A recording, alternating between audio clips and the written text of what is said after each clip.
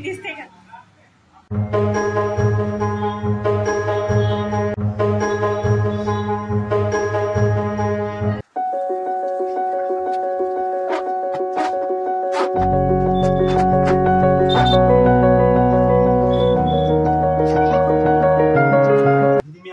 वा, कुठे गेला होतास? तुळजापूर. अरे वा.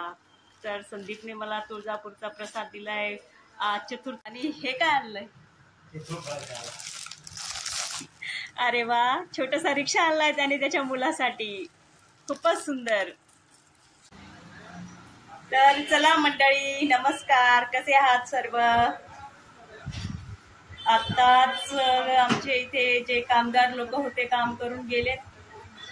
आता ह्या बच्चे कंपनीची साफसफाई चालू आहे आणि मी बसले आहे पुस्तक वाचत. आणि आज उपवास आहे, स्वयंपाक चालू आहे, पोटात पण लागली आहे बरं का.